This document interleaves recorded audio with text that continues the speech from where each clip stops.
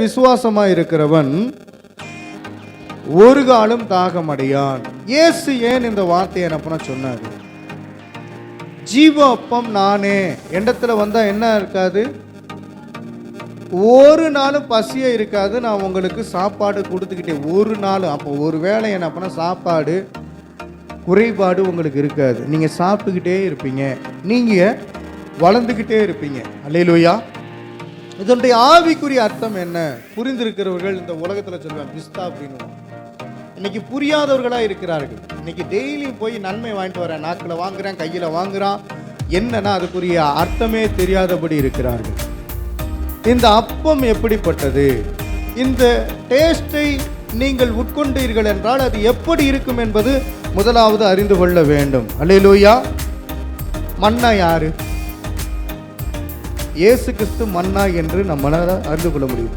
பழைய ஏற்பாட்டில் இருக்கிற ஆளுக பூரா மன்னா தான் சாப்பிட்டாங்க. அது அவர் ஆண்டவர் இயேசு கிறிஸ்து என்று அறியாதபடி இருந்தார்கள். அதனால செத்து போனார்கள். யாரெல்லாம் இயேசு கிறிஸ்துவை அவர் நீதியுள்ளவர், அவர் நித்திய ஜீவன் கொடுக்கிறவர் என்று தெரியாமல் இருக்கிறார்களோ அவர்கள் அழிந்து போகக்கூடியவர்களாக இருக்கிறார்கள்.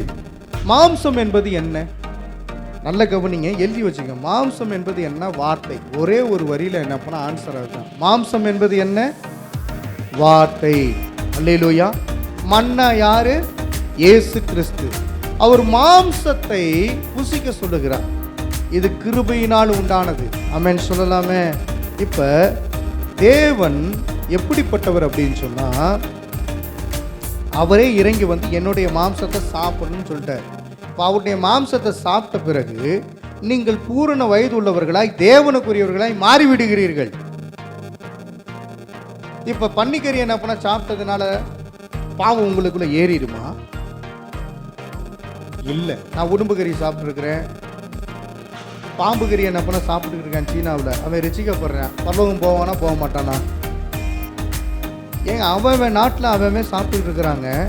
சாப்பிட்றது என்ன பண்ண பாவம் இல்லைன்னு ஆண்டவர் சொல்லிட்டார். அல்லேலூயா சொல்லுங்க. கை கழுவாம கூட சாப்பிடலான்னு வேற ஆண்டவர் சொல்லி வச்சிருக்காரு. காலு கழுவாம கூட என்ன பண்ண சாப்பிடலான்னு ஆண்டவர் சொல்லிட்டாரு. உள்ளே போவது ஒன்று உங்களை தீட்டுப்படுத்தாது. உள்ளே இருந்து வெளியில் வருது பாருங்க தேவையற்ற வார்த்தைகள், அதுதான் உங்களை தீட்டுப்படுத்தும். இப்போ நீங்கள் சொல்லுங்க, இதில் என்ன சொல்லப்பட்டிருக்கிறது புரியும். வாயானது ருசி பார்க்கும், செவியானது வார்த்தையை சோதித்து பார்க்கும். அல்லேலூயா சொல்லுங்க. வாசிங்க. யோபு 34:3 முதல் 4 முடிய உள்ள வசனங்களை வாசிங்க. வாயானது போஜனத்தை ருசி பார்க்கிறது போல, வாயானது போஜனத்தை ருசி பார்க்கிறது போல, செவியானது வார்த்தைகளை சோதித்து பார்க்கும். செவியானது வார்த்தையை சோதித்து பார்க்கும். அல்லேலூயா சொல்லுங்க. அல்லேலூயா. இப்ப சாப்பிட்ற இந்த உணவு உங்களுக்கு ஏற்புடையதாய் காணப்பட்டு கொண்டே இருக்க வேண்டும். தேவனுடைய வார்த்தையை உட்கொள்ள உட்கொள்ள உட்கொள்ள உட்கொள்ள தெளிவு பிறக்கும். அல்லேலூயா சொல்லுங்க. அது என்ன பண்ண நோய் இருக்காது. இப்ப பாருங்க, வாயானது ருசி பார்க்கும், செவியானது வார்த்தையை சோதித்து பார்க்கும். இந்த செவி எப்படிப்பட்டது? வார்த்தையை சோதித்து பார்க்கும். யார் யார் என்ன பேசுகிறாங்க, பாஸ்டர் எப்படி பேசுகிறாரு, மைக்கை பிடிச்சி பேசும்போது எப்படி பேசுகிறாரு, வெளியில் வரும்போது எப்படி பேசுகிறாரு. அல்லேலூயா. சபையில் விசுவாசி உள்ளுக்குள்ளே இருக்கும்போது எப்படி ஜெபம் பண்ணுறாங்க, வெளியில் இருக்கும்போது ஜெபம் பண்ணுறாங்களா இல்லையா அப்படிங்கிறது வார்த்தையாகி தேவன் என்ன பண்ண உங்களை சோதித்து பார்ப்பாரு. நீங்கள் எப்படிப்பட்டவர்கள் அப்படின்னா தேவனுடைய வார்த்தையை என்ன பண்ண சோதித்து பார்க்கக்கூடியவர்களாக இருக்கணும். ஆமென். இந்த யோபு 34:3-4 வசனம் முழுவதுமாக வாசித்து விட்டீர்களா? வாசிங்க. நமக்கு நியாயமானதை தெரிந்து கொள்வோமாக, நன்மை இன்னதென்று நமக்குள்ளே அறிந்து கொள்வோமாக. நன்மை என்னதென்று நாம் அறிந்து கொள்ள வேண்டும். நன்மை எது? போய் ஒன்னா பார்ப்போம். ஆண்டவர் நாமம் மகிமைப்படுவதாக. இயேசு அனுப்பின வேலைக்காரன் முதலாவது என்ன பண்ண, அவனும் நல்லா சாப்பிடணும், இருக்கிறவங்களை நன்றாக சாப்பிட வைக்க வேண்டும். அல்லேலூயா. இன்னைக்கு அநேக போஜன பிரியர்கள் என்னன்னா தன்னுக்குத்தானே திருப்தி உண்டாக சாப்பிட்டுட்டு மக்களுக்கு போஜனத்தை கொடுக்கறது கிடையாது. ஏதோ ஒன்றை என்ன பண்ண அள்ளி வைக்கிறாங்க, அதை என்ன பண்ண கடமைக்கு சாப்பிட்டு போகிறதுனால தான் தெளிவில்லை. அப்படிப்பட்டவர்கள் புறம்பான இருளிலே தள்ளப்படுவதை நம்மளால் பார்க்க முடியும். இப்போ நான் மெயினான பாயிண்ட்டுக்கு வரேன். பரலோகத்தில் சாப்பிட்ற ஒரு பழக்கம் இருக்குதா? ஆதாம் ஏவாள் படைக்கப்படுவதற்கு முன்பாக பரலோகத்தில் சாப்பிட்டுக்கிட்டு இருந்தார்களா? தூதனுக்கு வாய் இருக்குதா? தூதனுக்கு வாய் இருக்கா இல்லையா?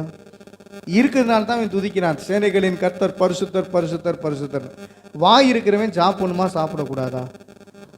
சரி, நான் கேட்குறேன், ஒன் பை ஒன்னா கேளு, நீங்கள் பேசுங்க. சாப்பிட்டார்களா இல்லையா தூதர்கள்? எப்படி? தூதர்கள் உண்ணும் உணவால் ஜனங்களை போஷித்தீரே. வசனம் இருக்கா இல்லையா? தூதர்கள் உண்ணும் உணவால் ஜனங்களை ஆண்டவர் போஷித்தார். அப்போ தூதர்களுக்கு முதலாவது உணவு இருக்குது. சரி, அப்போ கர்த்தர் சாப்பிட்டாரா இல்லையா? சரி, சாப்பிடக்கூடியவர். இப்போ அப்படியே நான் இது என்ன பண்ண, ஆதாம் படைக்கிறதுக்கு முன்னாடி இப்போ நம்ம படைக்கப்பட்டிருக்கிறோம், ஆண்டவருக்குள்ளாக என்ன பண்ண இருக்கிறோம். சரி, இப்போ முடிவுக்கு வந்துடுவோம். பரலோகத்துக்குள்ள நீங்கள் போய் சாப்பிடுவீங்களா சாப்பிட மாட்டீங்களா? அங்கே பசியும் இல்லை தாகமும் இல்லை, ஆனால் சாப்பிடுவோம். தேவ தூதர்களை போல இருங்க, எல்லாமே இருங்க. மாதந்தோறும் 12 கனிகள் அங்கே இருக்கும். அந்த கனிகளை நம்ம புசிப்போம். மாதந்தோறும் ஒவ்வொரு கனி இருக்குமா? அல்லேலூயா சொல்லுங்க. வாஸ்திரிக்கீங்களா வெளிப்படுத்தின விசேஷத்தில்? அந்த கனி யாருன்னா வேற ஒன்றும் இல்லை, இயேசு கிறிஸ்துவை தான். அங்கேயும் போய் புசிக்க போகிறோம். ஆவிக்குரியவன் ஆவிக்குரியவைகளை சிந்தித்து பார்க்க கடவன். உங்களுக்கு ஆவிக்குரிய அர்த்தங்கள் தெரியும் போது தான் நீங்கள் ஆண்டவருடைய அந்த தேவ சிந்தனைக்குள்ளாக இருந்து தெளிவடைய முடியும். அல்லேலூயா. இப்போ நானாக பதில் சொல்கிறேன். நீங்கள் ஏதாவது டவுட் வச்சுருக்கீங்களா இந்த சாப்பிட்ற விஷயத்தில்? ஐயா, சாப்பிட்றத பற்றி பேசுகிறீங்களே, இதனால என்ன நன்மை? சாப்பாட்டு ராமனா இருப்பியோ நீ, அதனால தான் அதை பற்றி பேசுறியா அப்படின்னு கேட்குறீங்களா? இப்போ ஒன் பை ஒன்னா என்ன பண்ண உங்களுக்கு வரேன். ஆதாமை ஆண்டவர் படைச்சிட்டு மன்னாவை அப்பயே புசிக்க வச்சுட்டாருன்னா பிரச்சனையே கிடையாதுல்ல. ஆனால் எங்கே ஆரம்பமானது? ஜீவ விருட்சத்தின் கனியை புசிக்கணும், நன்மை தீமை அறியத்தக்க கனியை புசிக்கக்கூடாது. ஒரே தோட்டத்துக்குள்ளாக கனி என்ன பண்ண இருக்கிறது. அந்த கனியை என்ன பண்ணக்கூடாது? புசிக்கக்கூடாது. ஒரு கனியை புசிக்கணும். சரியா? நான் என்ன 2 கனியும் புசிக்கப்பேன். ஏன்னா எதாக இருந்தாலும் நல்லது தானே. உலகத்தான் எப்படி சிந்திப்பான் தெரியுமா? நல்லதாவது தீயாவது எல்லாத்தையும் வாயில் போட்டு அற அப்படின்னு. ஆனால் கர்த்தராகிய தேவன் அதற்கு ஒரு காரியத்தை உண்டு பண்ணி வைத்திருக்கிறார். நமக்கு புரியாது, ஆனால் ஆண்டவருக்கு புரியும். அல்லேலூயா. ஆதாமுக்கு புரியல, ஆண்டவருக்கு புரிஞ்சிருந்துச்சு. ஆதாமுக்கிட்ட ஆண்டவர் சொல்றாரு இந்த கனியை புசிக்கக்கூடாதுன்னு. அதுக்கப்புறம் தான் ஏவாள் வரா. ஏவாளை ஒரு குறிப்பிட்ட நாளுக்கு அப்புறம் தான் ஆண்டவர் படைக்கிறாரு. படைத்த பிறகு ஆதாம் தான் சொல்லி தர்றாரு இந்த கனியை புசிக்கக்கூடாது என்று ஆண்டவர் என்ன பண்ண சொல்லி வச்சிருக்காரு. புசிச்சிராங்க. அல்லேலூயா. இப்போ வாயு எப்படிப்பட்டதுன்னா ருசியை எதிர்பார்க்கக்கூடியது. அப்புறம் வார்த்தை எப்படின்னா யோசிக்கத்தக்கது. அல்லேலூயா சொல்லலாமே. யார் பேசின வார்த்தையா யோசிக்கணுமா இல்லையா? ஆண்டவர் பேசின வார்த்தையை ஆதாம் யோசிச்சு வச்சிருந்தாரு, ஏவாள் யோசிச்சு வைக்கல. அல்லேலூயா சொல்லுங்க. இப்போ பிரச்சனை என்ன ஒன்றுனா, ஆதாம் காலத்தில் ஆகாரம் இருந்தது. அந்த ஆகாரம் எப்படிப்பட்டதா இருந்தது என்பதை நீங்கள் அறிந்து வைத்திருக்க வேண்டும். அல்லேலூயா. ஆதாம் சமைச்சு சாப்பிட்டாரா சமைக்காம சாப்பிட்டாரா? கேஸு கிடையாது, அடுப்பு கிடையாது, விறகு கிடையாது, அல்லது சிலிண்டர் கிடையாது, எதுவுமே கிடையாது.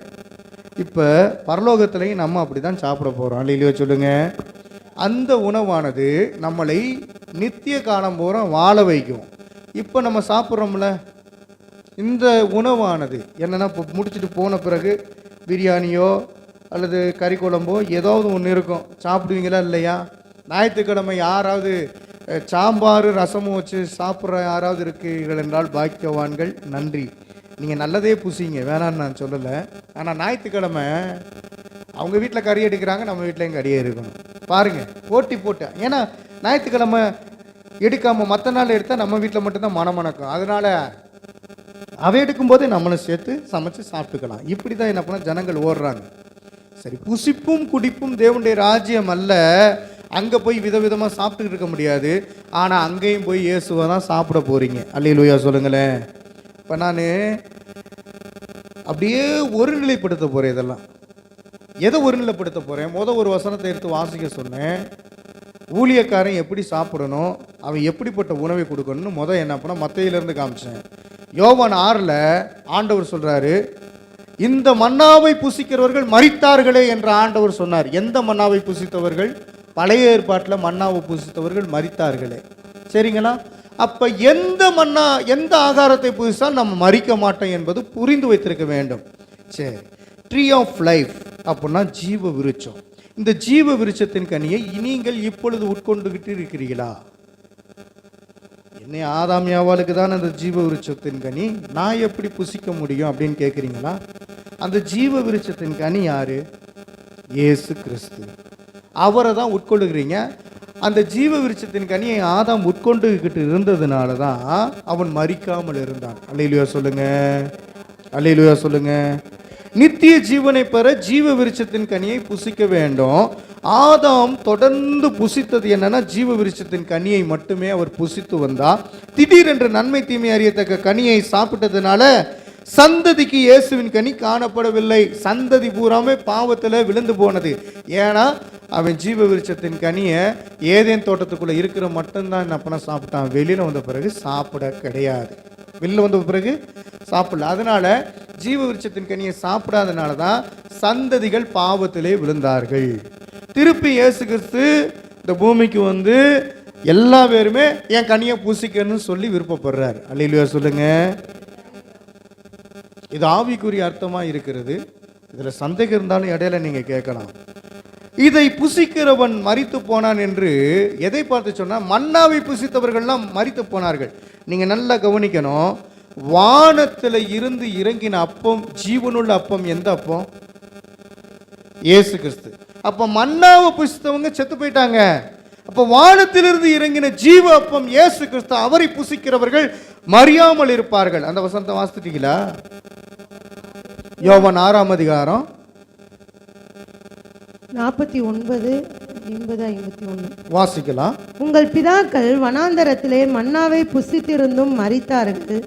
இதிலே புசிக்கிறவன் மறியாமல் இருக்கும்படி வானத்தில் இருந்து இறங்கின அப்பம் இதுவே.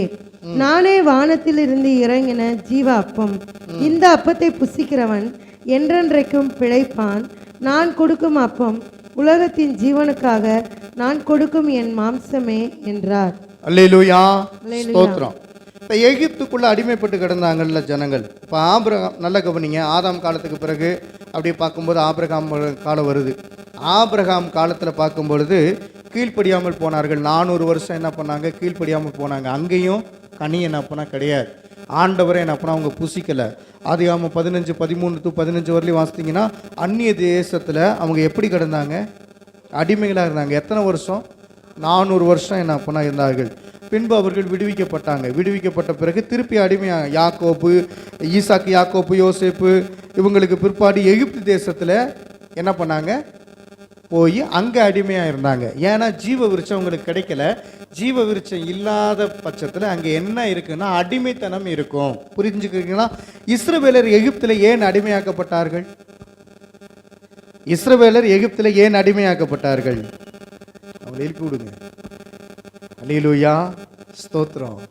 ஆவிக்குரிய காரியங்களை பேசும் பொழுது எவ்வளவு என்ன பண்ணா சந்தோஷமா அப்படி தூக்கம் வருது. சபைக்கு வந்தால் தானே தூக்கம் வருது. ஏன் அப்படி? கர்த்தருடைய வசனம் உள்ளே போகாதபடி ஒரு சில நேரங்களில் இங்கே வந்தவட்டியும் சந்தோஷமானவட்டியும் தூங்கிடுறீங்க. இப்போ பாருங்க, எகிப்தியரின் உணவு என்னென்ன உணவு? எகிப்தியர் சாப்பிட்ட உணவுலாம் என்ன சாப்பிட்டாங்க? மன்னவா சாப்பிட்டாங்க எகிப்தியர். பூண்டு சாப்பிட்டாங்க. கொமட்டிக்காய் நல்லா இருக்குமா? நல்லா இருக்காதா? கசக்கும். கொமட்டிக்காய் சாப்பிட்டாங்க. வெந்தயம் சாப்பிட்டாங்க. சீரகம் சாப்பிட்டாங்க. கறி கூட என்ன பண்ண சாப்பிட்டாங்க. ஆனால் என்ன சாப்பிடல அப்படின்னா அவங்களுக்கு அப்போதைக்கு இல்லை. ஜீவ விருட்சத்தின் கனி என்ன பண்ண இல்லை. அதனால அடிமைப்பட்டுக்கிட்டே கிடந்தாங்க. நான் இப்போ உங்ககிட்ட கேட்குறேன், நீங்கள் அடிமைப்பட்டிருக்கீங்களா? அப்போ அடிமைத்தனத்திலிருந்து எப்படி விடுதலையாக்கப்பட்டீர்கள் அப்படின்னா ஒன்றே ஒன்று, அவருடைய கனியை புசிக்கிறதுனால, ஜீவ விருட்சத்தின் கனியை புசிக்கிறதுனால. அல்லேலூயா. மன்னாவை சாப்பிட்டீங்க, உங்களுக்கு அந்த மன்னா கிடையாது, அது அவங்களுக்கு தான். செத்து போயிட்டாங்க. இடையில ஆண்டவர் காடையெல்லாம் கொடுத்தாரு. காடையை கொடுத்தவன் பூரா வாழ்ந்தானா? செத்தான். 1 கொரிந்தியர் 10:10 முறுமுறுத்து செத்து. எல்லாம் சொல்லுங்களேன். 1 கொரிந்தியர் 10:10 முறுமுறுத்து செத்து. எதை தின்னுபுட்டு முறுக்குறவன்? முறுமுறுக்கிறவன் எப்படி தின்னு தின்னு என்ன பண்ண முறுமுறுக்கிற. அந்த வசனத்தை வேணா வாசிங்க. நான் சுருக்கமாக சொல்லிட்டேன், முறுமுறுத்து செத்து அப்படின்னு. 1 கொரிந்தியர் 10ஆம் அதிகாரம் 10ஆம் வசனம். அவர்களில் சிலர் முறுமுறுத்து சங்காரக்காரனாலே அழிக்கப்பட்டார்கள், அதுபோல நீங்களும் முறுமுறுக்காதிருங்கள். அல்லேலூயா. ஏன் முறுமுறுத்தார்கள்? மண்ணா கிடைக்கல. அப்படியே மண்ணாவே சாப்பிட்டு நாங்கள் அழிஞ்சு போகிறோம். எவ்வளவு நாள் இந்த மண்ணாவே குடிப்பேன்? மண்ணை எப்படி இருக்கும் பாருங்க. அதுலேயும் கூட மண்ணா கரெக்டாக 6 நாள் பொழியும், ஒரு நாள் பொழியாது. ஓய்வு நாளுக்கு பொழியாது. அதுக்கு முதல் நாளைக்கு 2 நாளைக்கு ஓய்வு நாளைக்கும் சேர்த்து எடுத்து வச்சுக்கணும். அல்லேலூயா சொல்லுங்களேன். ஆண்டவர் அப்படி தான் கொடுத்துக்கிருந்தார். அவரே வந்து என்ன பண்ண பொழிஞ்சாரு. அதுவே அவங்களுக்கு தெரியல, குருட்டாட்டம் பிடிச்சிங்க, தின்னுபிட்டு அவரை திட்டுறாங்க. என்ன நீ கொடுத்ததே கொடுத்துக்கிட்டு இருக்க அப்படின்னு. அவங்களுக்கு இறங்கி காடையை கொடுத்தா காடையை பூரா என்ன பண்ண தின்னுபிட்டு அப்பையும் திட்டிக்கிட்டு அலைஞ்சாங்க, முறுமுறுத்து செத்தார்கள். அதனால தான் ஆண்டவர் சொல்றாரு, எட்டர்னல் லைஃப், நித்திய ஜீவனை உனக்கு தர்றேன். நான் ஆவிக்குரிய அர்த்தத்தோடு சொல்றேன். உங்களுக்கு இப்ப எட்டர்னல் லைஃப் ஆகிய ஜீவ விருட்சத்தின் கனி இருக்குதா இல்லையா? அந்த கனி இருந்ததுன்னா பழைய ஆதாம் செத்து போயிட்டான், புதிய ஆதாமாகிய இயேசு கிறிஸ்து வந்தார். அந்த புதிய ஆதாமாகிய இயேசு கிறிஸ்துவுக்குள்ளாக அந்த கனி காணப்பட்டது. அதை புசிக்கிறவர்கள் மரிக்க மாட்டார்கள். அப்ப அந்த ஜீவன் எப்படின்னா மாம்சமாகி வந்தது. அல்லேலூயா சொல்லுங்க. இயேசு பிறக்கும் போது எப்படி வந்தாரு? மாம்சமாகி வந்தார். அந்த மாம்சமாகி வந்தவரை நம்ம நரமாம்சமாக கடிச்சு திங்கன்னு அவசியம் இல்லை. ஏன்னா அது ஒரு கனி. அல்லேலூயா. நல்ல மரம் நல்ல கனியை கொடுக்கும். அந்த கனியானது நமக்கு புசிக்கத்தக்கது, இன்பமானது, அறுசுவை நிறைந்தது. அது நம்மளை பரலோகத்துக்கு கொண்டு போய் சேர்க்கக்கூடியதாக இருக்கிறது. அல்லேலூயா. உபாகமம் 8ஆம் அதிகாரம் 2 முதல் 6 முடிய உள்ள வசனங்களை வாசித்து பாருங்க. இஸ்ரவேலர்களுக்கு தேவன் தந்த உணவு என்ன அப்படின்னு பார்க்க முடியும். அது மன்னான்னு பார்க்க முடியும். வாசிக்கலாம். உபாகமம் 8ஆம் அதிகாரம் 2 முதல் 6 முடிய உள்ள வசனங்களை வாசிக்க கேட்போம். உன் தேவனாய கர்த்தர் உன்னை சிறுமைப்படுத்தும்படிக்கும் தம்முடைய கட்டளைகளை நீ கைக்கொள்வாயோ கைக்கொள்ள மாட்டாயோ என்று அவர் உன்னை சோதித்து உன் இருதயத்தில் உள்ளதை நீ அறியும்படிக்கும் உன்னை இந்த 40 வருஷம் அளவும் வனாந்தரத்திலே நடத்தி வந்த எல்லா வழியையும் நினைப்பாயாக. அவர் உன்னை சிறுமைப்படுத்தி உன்னை பசியினால் வருத்தி, அவர் உன்னை சிறுமைப்படுத்தி பசியினால் வருத்தி. மனுஷன் அப்பத்தினால் மாத்திரமல்ல கர்த்தருடைய வாயிலிருந்து புறப்படுகிற ஒவ்வொரு வார்த்தையினாலும் பிழைப்பான் என்பதை உனக்கு உணர்த்தும்படிக்கு நீயும் உன் பிதாக்களும் அறியாதிருந்த மன்னாவினால் உன்னை போஷித்தார். அல்லேலூயா சொல்லலாமே. அல்லேலூயா. பிசாசானவன் சோதிக்கும் போது பயன்படுத்தின வார்த்தை என்ன? இந்த கற்களை அப்பங்களாக்கும். அந்த சோதனையே என்ன பண்ண இருக்கிறது.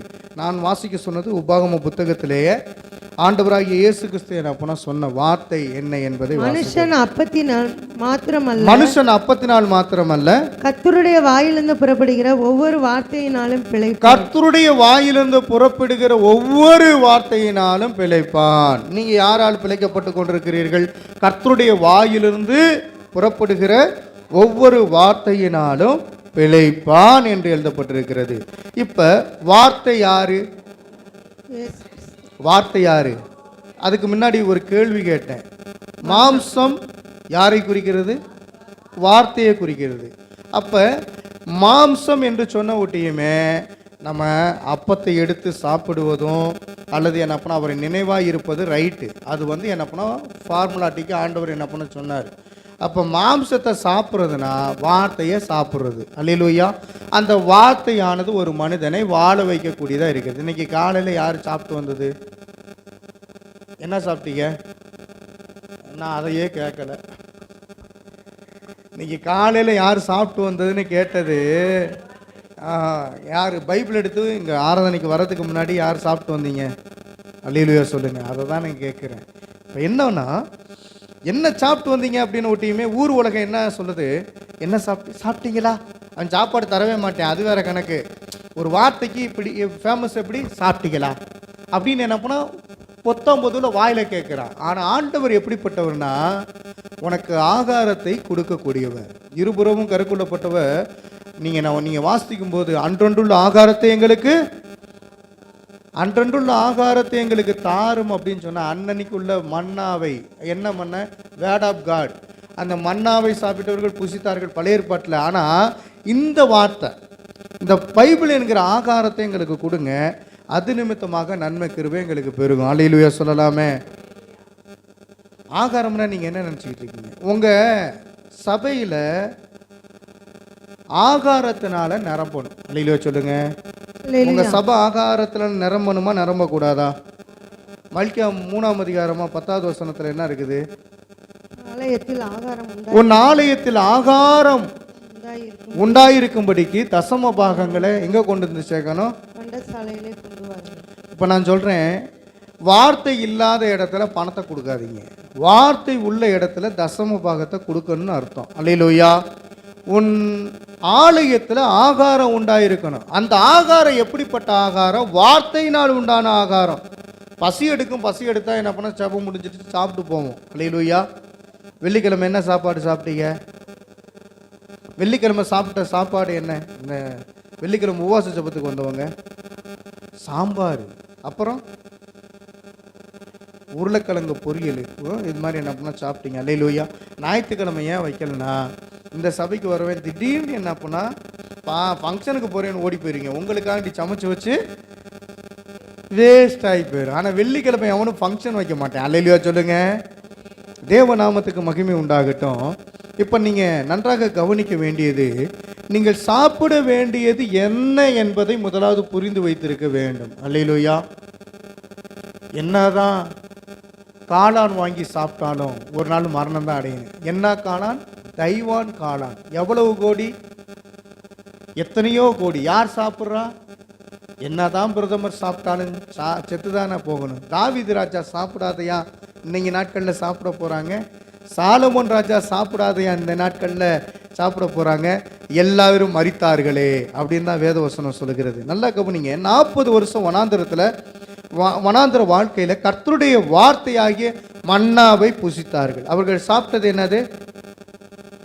மன்னாவை புசித்தாங்க. இன்னொன்று சொல்கிறேன், அந்த மன்னாவை அந்த நாட்களில் சாப்பிடும்போது அவங்களுக்கு பலவீனம் வந்ததா வரலையா? பலவீனம் வரல, ஒரு காய்ச்சல் கூட வரலைங்க. செப்பல் தேஞ்சிச்சா? உடைய கிளியவும் இல்லைல்ல. நான் சொல்கிறேன், அதே தான் சொல்கிறேன், ஆவிக்குரிய மன்னாவை சாப்பிடுங்க, எதுவுமே குறைவுபடாது. அன்றன்றுள்ள ஆகாரமாகிய ஜீவ வசனத்தை புசித்துக்கிட்டே வந்தவங்களுக்கு கடன் இருக்காது, கவலை இருக்காது, பாரம் இருக்காது, சோர்வு இருக்காது, அசதி இருக்காது, பலவீனம் இருக்காது. அந்த பலவீனங்களை எல்லாம் எடுத்து போடுகிற வல்லமை எனக்கு தரும். ஆண்டவர் தருவார், நமக்கு எல்லாருக்கும் தருவார். அப்புறம் ஏங்க ஒரு சிலர் கடன், அப்புறம் ஏங்க ஒரு சிலருக்கு பலவீனம்? சரி, அது ஆண்டவருக்கு அவங்களுக்கு உரிய காரியம். அல்லேலூயா சொல்லலாமே. மோசேயை தேவன் ஏன் மீட்கும்படி அனுப்பினார்? ஜனங்களை மீட்கும்படி ஏன் அனுப்பினார்? மோசே அதிசயம் செய்தாரா இல்லையா? இயேசு கிறிஸ்து அதிசயம் செய்தாரா இல்லையா? செய்தார். சரி, மோசேயை ஜனங்கள் எப்படி நம்பினார்கள்? மோசேயை நம்பினார்களா இல்லையா ஜனங்கள்? அத்தனை லட்சம் பேர் என்ன பண்ண நம்பினார்கள். அந்த 40 வருஷமும் சமைச்சாங்களா சமைக்கலையா? என்னங்க, சமைச்சாங்களா சமைக்கலையா? பைபிளில் சரி சமைச்சு சாப்பிட்டாங்கன்னு வேதத்தில் பலிகளை செலுத்தினார்கள், அதை கொண்டு சாப்பிட்டார்கள். 5 விதமான பலிகள். என்னென்ன பலி? எடுத்தோட்டி எனக்கு தெரிஞ்சதை சொல்கிறேன். இந்த வசந்த போஜன பலி. என்ன பலி? போஜன பலி. யார் அந்த போஜனம் யார்? அவங்க சாப்பிட்டது இயேசு கிறிஸ்துவ சாப்பிட்ருக்கிறாங்க. சர்வாங்க தகன பலி யார்? இயேசு கிறிஸ்து தான், அவரை தான் சாப்பிட்ருக்காங்க. குற்ற நிவாரண பலி யார்? இயேசு கிறிஸ்து, அவர் தான் சாப்பிட்ருக்காங்க. பாவ நிவாரண பலி யார்? இயேசு கிறிஸ்து, அதை தான் சாப்பிட்ருக்காங்க. சர்வாங்க தகன பலி யார்? இயேசு கிறிஸ்து, அவரை தான் சாப்பிட்ருக்குறாங்க. வேற ஏதாவது பலி? அதுக்கப்புறம் நீங்கள் பார்க்கும்போது புதிய ஏற்பாட்டில் அந்த பலி 5 விதமான 3 பலியை என்ன பண்ண பிரிச்சுப்பாங்க. 3 பலியை 2 பலியையும். அல்லேலூயா. எனக்கு அருமையானவர்களே, நீங்கள் எந்த பலியை சாப்பிட்டு கொண்டிருக்கிறீர்கள்? உங்களுக்காக தான் இயேசு பலியாயிட்டாரு, அவரை சாப்பிட்டா பத்தாதா? சொல்லுங்களேன். இயேசு கிறிஸ்து எனக்காக பலியாயிட்டாரு, அவரை நான் சாப்பிட்டாலே போதும்.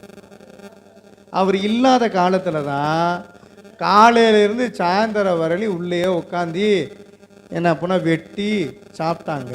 அது ஆண்டவருக்கு பலி செலுத்திட்டு என்ன பண்ண சாப்பிட்டாங்க. நீங்கள் இப்போ என்னத்தை சாப்பிட்றீங்க? குற்ற நிவாரண பலி, பாவ நிவாரண பலி, போஜன பலி, சர்வாங்க தகன பலி, சமாதான பலி. இந்த 5 வகையான பலிகளை அன்று செலுத்தினார்கள். அதுவாகவே ஆண்டவர் நமக்கு பலி ஆயிட்டாரு. இப்போ சாப்பிட்றது அது ஈஸியாக சாப்பிட்டு போயிடும். அல்லேலூயா. ரெடிமேட் சாப்பாடு,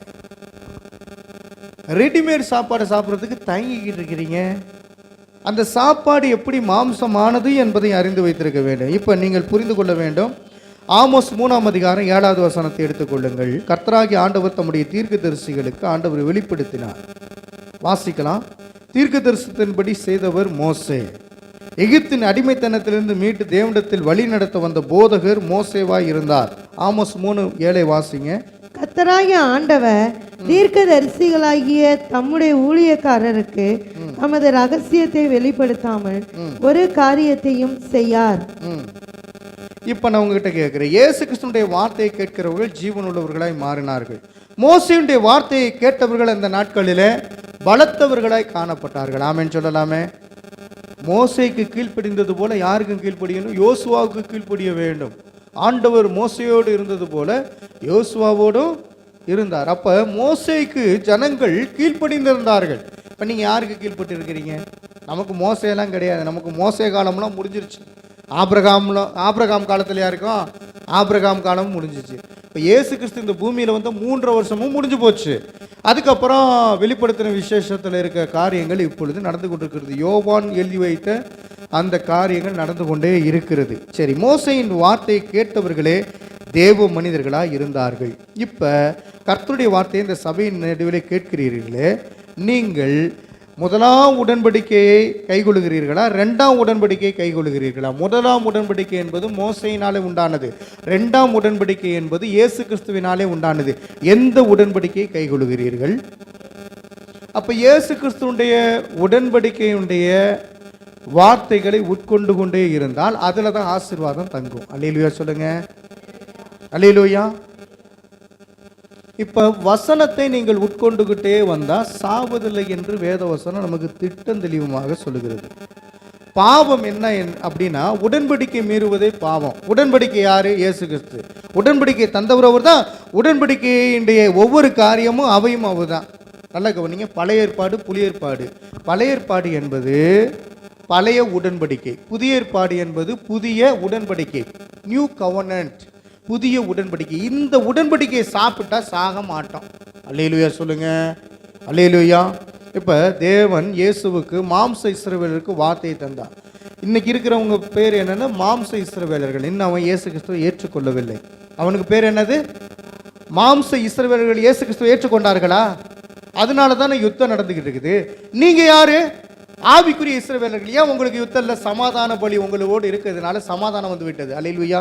நீங்கள் யார் கூட போய் சண்டை போடுவதில்லை, உங்கள் கூட யாரும் சண்டைக்கு வரதில்லை. சண்டைக்கு வரவனை இயேசுவின் நாமத்தினால ஜெயம் கொள்ள முடியும், அந்த பிசாசானவனை மேற்கொள்ள முடியும். ஆனால் இன்னைக்கு இருக்கிற மாம்ச இஸ்ரவேலர்கள் யுத்தம் நடத்திக்கிட்டே இருக்காங்க. ஏன்னா அவன் பழைய மண்ணாவை புசிச்சு செத்துக்கிட்டு இருக்கிறான். நம்ம ஆவிக்குரிய மண்ணா, ஆவிக்குரிய பலியாகிய இயேசு கிறிஸ்துவை சாப்பிட்டு வாழ்ந்து கொண்டிருக்கிறோம்.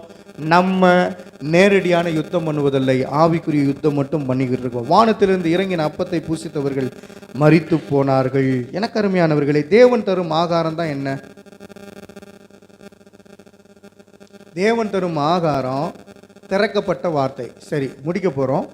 தேவன் தரும் ஆகாரம் என்னன்னா திறக்கப்பட்ட வார்த்தை. அல்லேலூயா. கர்த்தரின் பிள்ளைகளின் ஆகாரத்தை நீங்கள் என்னன்னா பகிர்ந்து கொடுக்கணும். அதை பிடுங்க பார்க்கிறவன் பிசாசு.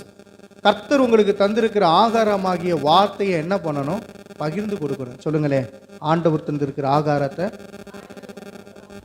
பகிர்ந்து கொடுப்பேன்.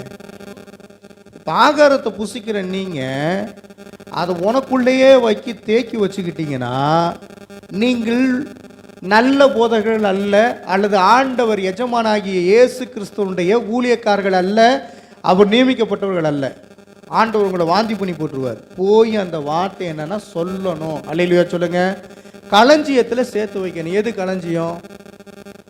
பரலோக ராஜ்யம் உங்கள் மத்தியில் இருக்கிறது. பரலோகத்தில் சேர்த்து வைக்கிறதுனா என்னன்னா அந்த வார்த்தையை ஜனங்களுக்கு போய் சொல்ல சொல்ல சொல்ல அந்த வார்த்தையானது மிகவும் பெருகும். அந்த வார்த்தையினாலே அவர்கள் வாழ்வார்கள். அல்லேலூயா. 2ஆம் வருகையில் இயேசு அறுவடை செய்து ஏற்ற ஆகாரத்தை தருவார்.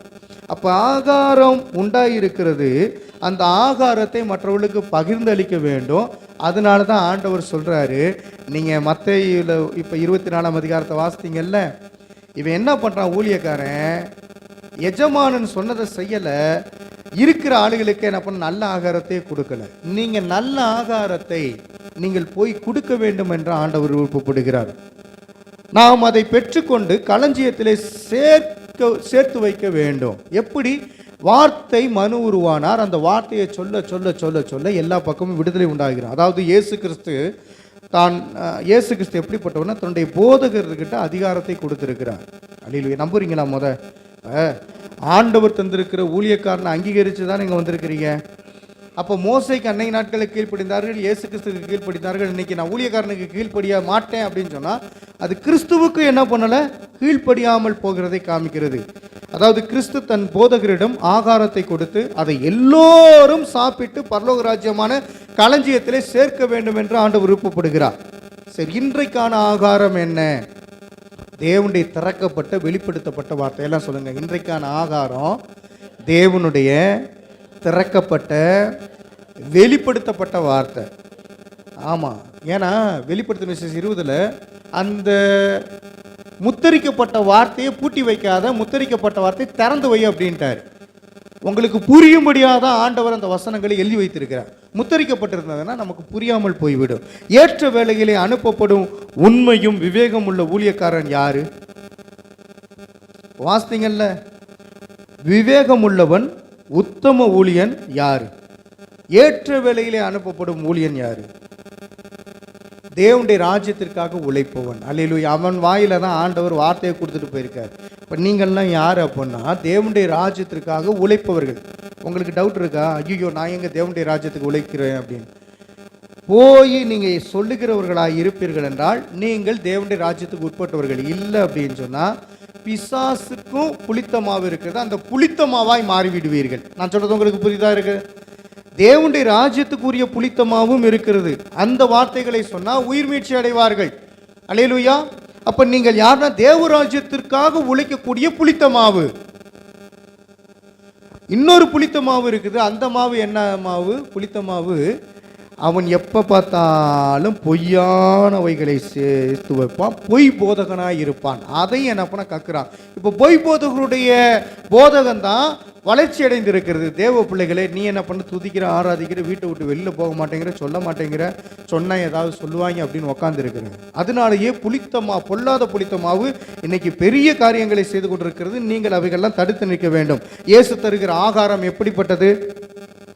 அப்போ தேவன் இயேசு கிறிஸ்துவை மாம்சமாக உண்டாக்கினார். அவர் முதலாவது அங்கே மேலே இருக்கும்போது நல்ல கவனிங்க, இந்த முஸ்லீம்காரன் சொல்கிற மாதிரி தூதனாகவே இருக்கட்டும். அவர் எப்படி இப்போ இருக்கிறாரு? மனுஷகுமாரனாய் காணப்படுகிறார். அல்லேலூயா.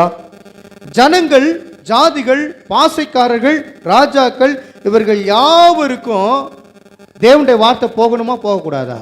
அப்போ அந்த வார்த்தையை கொண்டு செல்வது இயேசுவா நீங்களா? தேவனாகிய கர்த்தர் உங்கள்கிட்ட பொறுப்பை கொடுத்துட்டாரு. நீங்கள் அந்த வார்த்தைகளை, வசனங்களை என்ன பண்ண கொண்டு போய் சேர்க்கணும். அல்லேலூயா. அதனால நான் சொல்லுகிறேன், ஆகாரத்தை புசிக்க வேண்டும், தேவனுக்குள்ளாக உங்களை ஒப்பு கொடுக்க வேண்டும். எனக்கு அருமையானவர்களே, நான் முடிக்க போகிறோம். தேவ நாமத்துக்கு ஸ்தோத்திரம். இதுக்கு இடையில ஒரு 4-5 வசனத்தை நானே சொல்லி முடிச்சிடுறேன். ஒரே ஊற்று, அந்த ஊற்றிலிருந்து புறப்படுகிற தண்ணீர் எப்படி இருக்கும்? தித்திப்பாக இருக்கும். சரிங்களா? இப்போ நீங்கள் சாப்பிட்ற தண்ணி எப்படிப்பட்டது தெரியுமா? கலப்படம் உள்ளது. அதாவது இன்றைக்கி உலகப்பூர்வமாக சொல்கிறேன், ஆத்தூர் டேம் தண்ணியும் வைகை டேம் தண்ணியும் சேர்த்து என்னைக்காவது கொடுப்பான், இல்லைன்னா சுத்திகரிக்கப்பட்ட தண்ணியை கொடுப்பான். நீங்கள் ஒரே ஊற்றின் நாணப்பாலை குடிக்கக்கூடியவர்களாக இருக்கிறீங்க. அல்லேலூயா சொல்லுங்களேன்.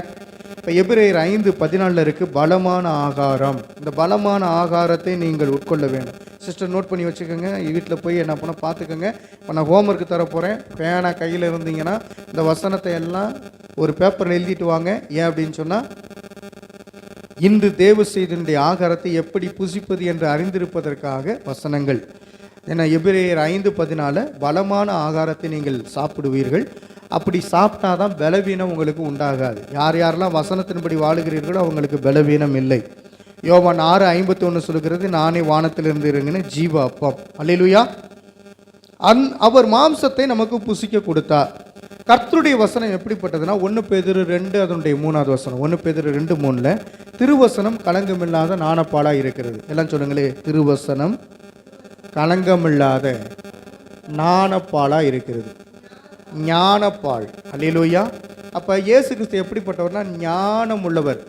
ஆதாமுக்கு ஆண்டவர் சொல்லித்தரார் பாருங்க, இது இன்ன மரம், இது இன்ன செடி, இது இத்தனை விலங்குகள் மட்டும் எத்தனை விலங்குகள் ஆண்டவர் படைச்சிருப்பார். எல்லாத்தையும் ஆண்டவர் தம்முடைய ஞானத்தினாலே உண்டு பண்ணினார்.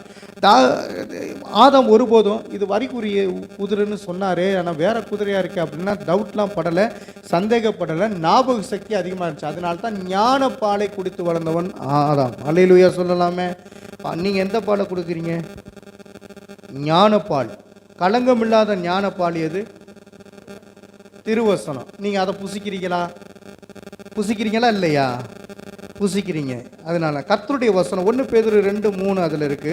வார்த்தை என்பது விசுவாசிக்கு ஆவிக்குரிய ஆகாரமாக இருக்கிறது. ஆகாரம்னா என்னது? வார்த்தை. அது உங்களுக்கு எப்படி இருக்கிறது?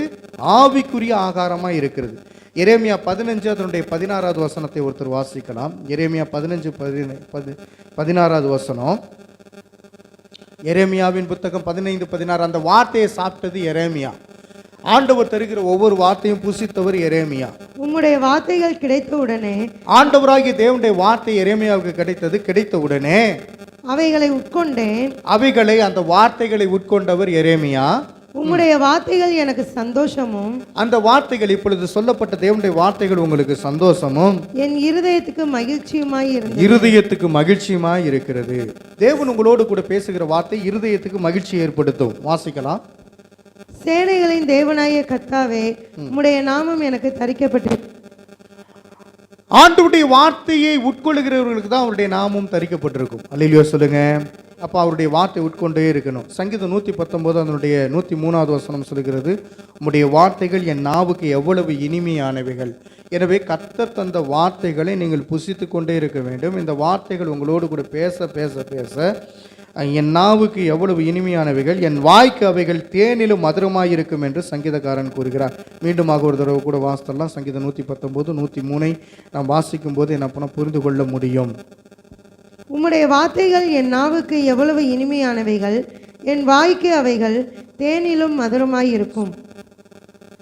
அருமையானவர்களே, இன்ஸ்பிரேஷன் அப்படின்னா அகத்தூண்டுதல்.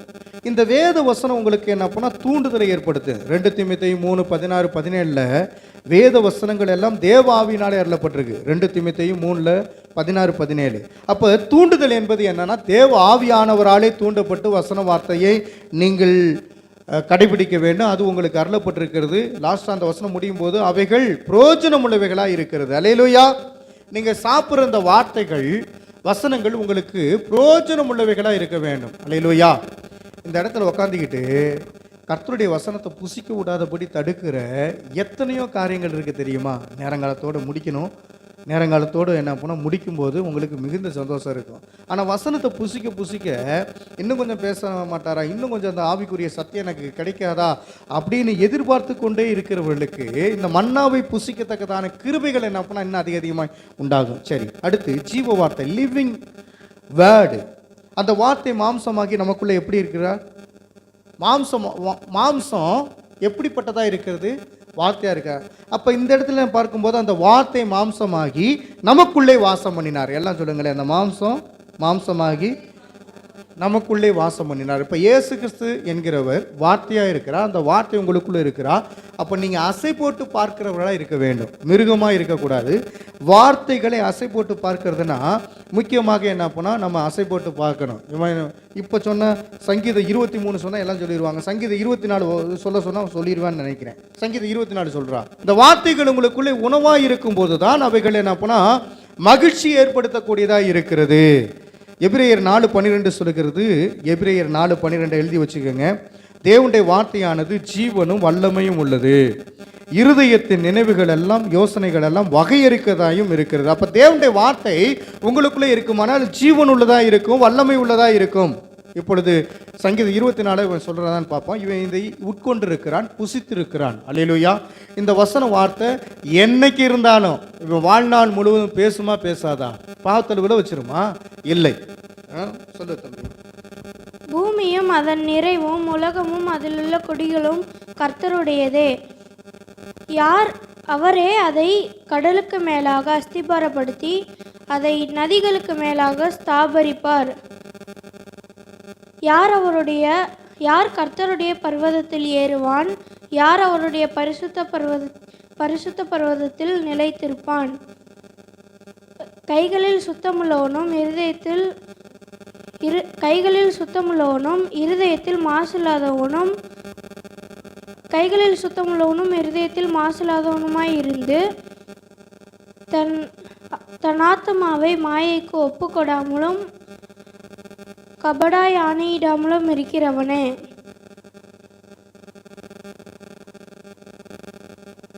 அவன் கர்த்தரால் ஆசீர்வாதத்தையும் தன் இரட்சிப்பின் தேவனால் நீதியையும் பெறுவான். இதுவே அவரை தேடி விசாரித்து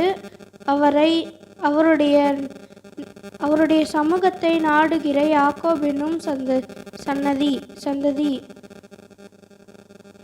வாசல்களே, உங்கள் தலைகளை உயர்த்துங்கள், அநாதி கதவுகளே உயருங்கள்.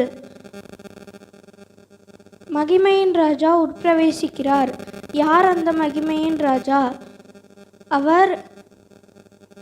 அவர் வல்லமையும் பராக்கிரமமும் உள்ளவர்.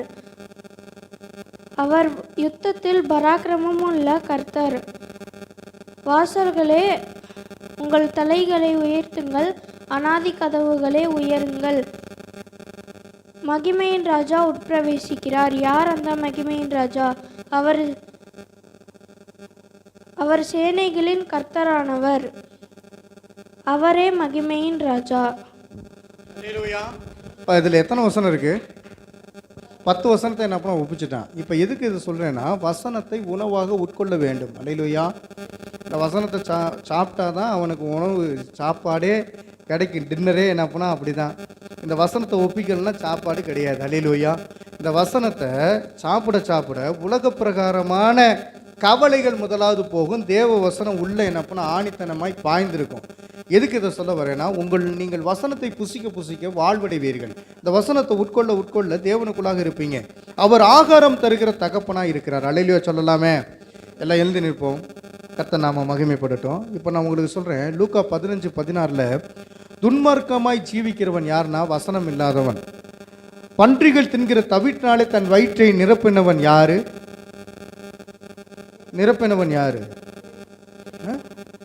இல்லையாமா? இளையகுமாரன். இந்த இளையகுமாரன் என்னன்னா, தகப்பனுக்கு கீழ்ப்படியலை, சொன்ன பேச்சை கேட்கல, வார்த்தைக்கு முக்கியத்துவம் கொடுக்கல. ஆனால் தகப்பனோ கொளுத்த கன்றுகளை எப்பொழுது புசிக்க கொடுத்தாரு? மனம் திரும்பி வந்த பிறகு அவருடைய வார்த்தையை நான் கேட்கிறேன் என்று சொன்ன பிறகு. இன்னொன்று வசனம் சொல்கிறது, பாவம் செய்கிறவன் வாழ்வடைய மாட்டான், அவைகளை அறிக்கை செய்து விட்டு விடுகிறவனோ இரக்கம் பெறுவான். இப்போ வார்த்தையை நம்பினவன் டக்குன்னு என்ன பண்ணா தகப்பன்கிட்ட வந்துடுவான். தகப்பன் இயேசு கிறிஸ்து, தகப்பன் நமக்கு பிதாவாக இருக்கிறார். அவர்கிட்ட வரும் பொழுது என்ன நடக்கும்னா, அவர் நம்மளை ஏற்றுக்கொள்வார். இந்த வசன வார்த்தை உடையவர்கள் எப்பொழுதுமே வாழ்வடைவார்கள். இப்போ பாருங்கள், லூக்கா 15:23 இருக்குது, கொளுத்த கன்றுகளை கொண்டு வந்து அடியுங்கள், நாம் புசித்து சந்தோஷமாக இருப்போம். அல்லேலூயா. இதெல்லாம் ஓமைகள். எனக்கு நேரம் இல்லை பாருங்க, நேரத்தோடு நம்மளும் முடிக்கணும். 11 மணிக்கு முடிக்கிறத 11:30 மணிக்கு நான் முடிக்கிறேன். ஆனால் ஒன்று, கொளுத்த கன்றுகளை அடியுங்கள், நாம் எல்லோரும் புசிப்போம். எவ்வளோ ஒரு சந்தோஷமான ஒரு வார்த்தை. இப்போ மனம் திரும்பினவனுக்கு தான் இந்த வசனம், இந்த வார்த்தை. எல்லாருக்கும் இந்த வார்த்தை என்ன பண்ண ஏற்புடையதாக இருக்கிறாரு. இப்போ கொளுத்த கன்று யாரு? நமக்காக அடிக்கப்பட்டாரு. அவரை நீ புசிச்சின்னா சந்தோஷமாக வாழ முடியும். அல்லேலூயா சொல்லலாமே. அப்போ ஜீவ வார்த்தை உங்களுக்குள்ளே இருக்கிறது. எனக்கு அருமையானவர்களே, ஒருவேளை புரியவில்லை என்று சொன்னால் வரும் நாட்களில் என்ன பண்ண கேளுங்கள். கர்த்தர் உங்கள் நடுவில் அற்புதங்களை செய்வார். எனவே ஆகாரம் என்பது என்ன என்பதை புரிந்து கொள்ள வேண்டும். ஆவிக்குரிய ஆகாரம் இல்லாவிட்டால் நாம் தவறான பாதையிலே சென்று விடுவோம். பக்கத்தில் இருக்கவங்களை பார்த்து சொல்லுங்கள், என்கிட்ட ஆவிக்குரிய ஆகாரம் இல்லைன்னா நான் தவறாக போயிடுவேன். அப்போ ஆவிக்குரிய ஆகாரம் இருக்க நீங்கள் மனப்பாட வசனத்தை என்ன பண்ண மனப்பாடம் பண்ண வேண்டும். அடுத்த முறை நீங்கள் வரும் பொழுது ஒரு மனப்பாட வசனத்தை நீங்கள் மனப்பாடம் பண்ணிட்டு வரணும். வேறு ஒன்றும் இல்லை. சங்கீதம் 24ஆம் சங்கீதத்தில் 10 வசனம் இருக்குது. அதில் நீங்கள் எத்தனை வசனம் வேணும்னாலும் மனப்பாடம் பண்ணிட்டு ஒப்பிக்கலாம். அல்லேலூயா. சங்கீதம் 24 10 வசனம். அந்த 10 வசனத்தை உங்களால் முடிஞ்ச அளவுக்கு நீங்கள் வாசித்துட்டு வாங்க. இந்த தம்பியை ஒப்பிச்சிருக்கிறான். இப்போ மனப்பாடம் பண்ணுறது சபையில் நல்லதா கெட்டதா? ஏன்னா அந்த வசனத்தை உட்கொள்ள வேண்டும். வேத வசனம் உங்களுக்கு என்ன பண்ணும்னா ஞானம், அறிவு, ஆசீர்வாதங்களை வழங்கக்கூடியதாக இருக்கிறது. ஆகாரம் என்பது என்ன என்பது ஏற்கனவே சொன்னேன், வார்த்தை. அப்போ வார்த்தை என்பது வேத வசனம், ஜெபம், ஆவிக்குரிய பாடல்கள் மற்றும் ஆவிக்குரிய வழிகாட்டுதல் என்ன என்பதை பார்ப்பதே நமக்கு போஜனமாக இருக்கிறது. இது அவசியமாக இருக்குது. இந்த ஆகாரத்தை சாப்பிடாம எங்கே வெளியில் போகாதீங்க. காலையில் எந்திரிச்ச விட்டையும் நமக்கு ஆகாரம் என்ன தெரியுமா? சூடாக உட்காரணும், ஜெபிக்கணும், வேத வசனத்தை ஆராயணும். அதிகாலையில் கர்த்தரை தேடுகிறவன் கண்டடைவான். எப்போ? கண்டடையத்தக்க சமயத்தில் கண்டடையணும். எந்திரிச்ச விட்டையுமே கண்டடைஞ்சிடணும். வேத வசனத்தை காலையிலே வாசிக்கணும். நம்ம 3 அதிகாரம் 4 அதிகாரம் வாசிக்கிறோம். நான் வாசிக்கிறது மட்டும் இல்லை, காலையில் ஒரு 4 பேர் என்ன பண்ண 4 அதிகாரத்தை வாசித்துருவோம். அல்லேலூயா சொல்லலாமே. நேற்று எத்தனை அதிகாரம் வாசித்தோம்? 2. அதுக்கு முத நாள் 3. இப்படி வாசித்தோம். அப்போ தேவைகளை பூர்த்தி செய்கிறது என்ன தெரியுமா? இந்த வசனம் தான். நம்மை வலுவடைய செய்வது எது அப்படின்னா இந்த வசனம் தான். நல்ல ஆலோசனை மற்றும் கற்றறிக்கும் அந்த கற்றுக் கொடுக்கிறவர் ஆண்டவர். கற்றுக் கொடுக்கிறவர் யாரு? ஆண்டவர். அப்போ நாமும் மற்றவர்களுக்கு கற்றளிக்கும் வழிகாட்டுதலை உண்டு பண்ணுகிறது எது அப்படின்னா இந்த வார்த்தை தான். அதனால் இந்த வார்த்தையை நன்றாக உட்கொள்ளுவோம். 3வது படித்த எங்கள் அம்மா என்ன பண்ணாங்க, தானியேல் அந்த கதையை அப்போ சிம்பிளாக எனக்கு சொல்லி தந்துக்கிட்டே இருந்தாங்க, எளிமையான முறையில். அப்போ எனக்கு புரியல. அப்புறம் பைபிள் வாசிக்க புரிந்தது. அல்லேலூயா. வசனம் ஒரு மனிதனை வாழ வைக்கும். பக்கத்தில் இருக்கவங்களை பார்த்து சொல்லுங்கள், வார்த்தை உங்களை வாழ வைக்கும். வார்த்தையானவர் உங்களோடு இருந்து உங்களை நல்வழிப்படுத்துவார். ஸ்தோத்திரம். அப்படியே கண்களை முடிச்சவும் பண்ணலாமா? ஸ்தோத்திரம் அப்பா, ஆமை துதிக்கிறோம் ஆண்டவரே. இந்த நாளிலும் கூட கேட்ட சத்திய வசனங்களுக்காய் ஸ்தோத்திரிக்கிறோம். என் இயேசுனுடைய வல்லமையுள்ள வார்த்தை இப்பொழுது திறந்திருக்கிறது. கர்த்தர் எங்களுக்கு கற்றுத் தந்திருக்கிறீங்க. தேவனுடைய வசனம் எங்களுக்கு இன்பமாக இருப்பதற்காய் நன்றி, நல்ல ஔஷதமாக இருப்பதற்காய் நன்றி. தேவனுடைய வாயிலிருந்து புறப்படுகிற வார்த்தை வல்லமை நிறைந்ததாக இருப்பதற்காக நன்றி. உடைய வாயிலிருந்து வருகிற வார்த்தை அற்புதம் நிறைந்ததாக இருப்பதற்காக ஸ்தோத்திரம். எங்களை இப்பொழுது ஆசீர்வதிக்கிற உடைய வார்த்தைகளுக்காக நன்றி. எல்லா வாய்களை திறந்து நல்ல ஸ்தோத்திரம் பண்ணுங்க. ஆண்டவரே, எனக்கு ஞானத்தை தந்த உடைய வார்த்தைகளுக்காக நன்றி. ஆவிக்குரிய அர்த்தமாகிய ஆகாரத்தை தந்த தேவனே உமக்கு ஸ்தோத்திர ராஜா. என் தேவனாகிய கர்த்தருடைய ஞானம் எனக்குள்ளே வெளிப்பட்டதற்காக நன்றி. ஜெபம் என்பது கர்த்தருடனான உறவை வெளிப்படுத்தக்கூடியதாக இருக்கிறது. அதுதான் உங்களுக்கு ஆகாரமாக இருக்கிறது. ஜெபமும் ஒரு ஆகாரமாக இருக்கிறது. ஜெபிக்கிறவர்களாய் நாம் இப்பொழுது காணப்பட்டு கொண்டிருக்கிறோம். என் தேவனாகிய கர்த்தாவே, இப்பொழுது ஜெபிக்கிற இவர்களுக்குள்ளே ஆகாரம் குறைவுபடாதபடிக்கு நாங்கள் ஜெபிக்கிறோம் ராஜா.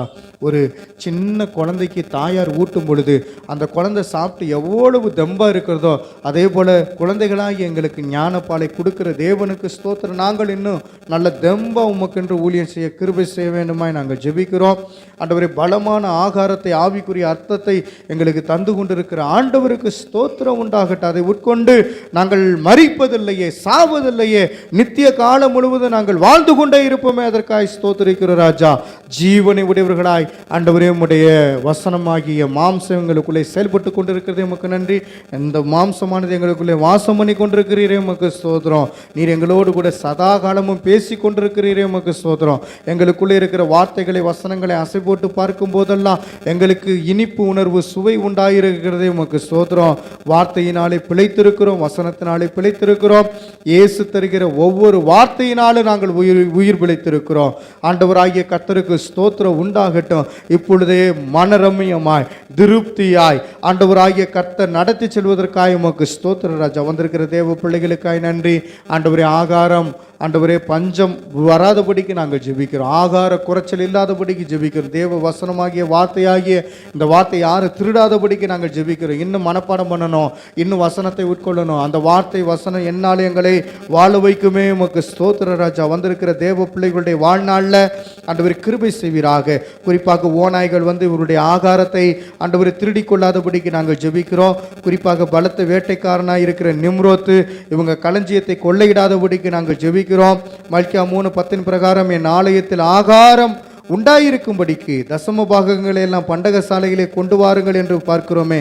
ஆகாரம் ஆகிய வார்த்தையை ஆண்டவரே உமக்கு ஸ்தோத்திரம். கேட்பதற்கும் மற்றவர்களுக்கும் சொல்லுவதற்கும் கர்த்தர் கிருபை செய்வீராக.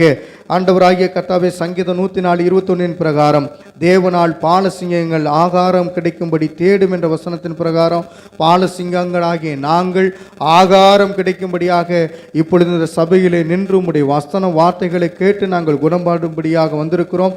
எங்களை குணமாக்கின கர்த்தருக்கு ஸ்தோத்திரம். என் தேவனாகிய கர்த்தாவே பலவீனமான எங்களை இப்பொழுது பலப்படுத்தியிருக்கீங்க. உம்முடைய ஆகாரம் எங்களை பலப்படுத்தியிருக்கிறது. எபிரேயர் 5:14 பிரகாரம் ஆண்டவரே பலமான ஆகாரமாகிய உம்முடைய வார்த்தை எங்களுக்கு ஆவிக்குரிய ஆகாரமாய் இருப்பதற்காக ஸ்தோத்திரம் உண்டாகட்டும்.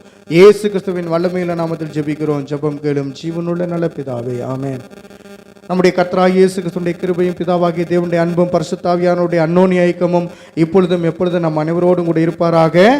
ஆமென், ஆமென். எல்லாரும் சேர்ந்து சொல்லலாம். என் ஆத்துமாவே கர்த்தரை ஸ்தோத்திரி, என் முழு உள்ளமே பரிசுத்த நாமத்தை ஸ்தோத்திரி, என் ஆத்துமாவே கர்த்தரை ஸ்தோத்திரி, கர்த்தர் செய்த சகல உபகாரங்களை மறவாதே. ஆமென். அல்லேலூயா, அல்லேலூயா, அல்லேலூயா. கர்த்தர் உங்களை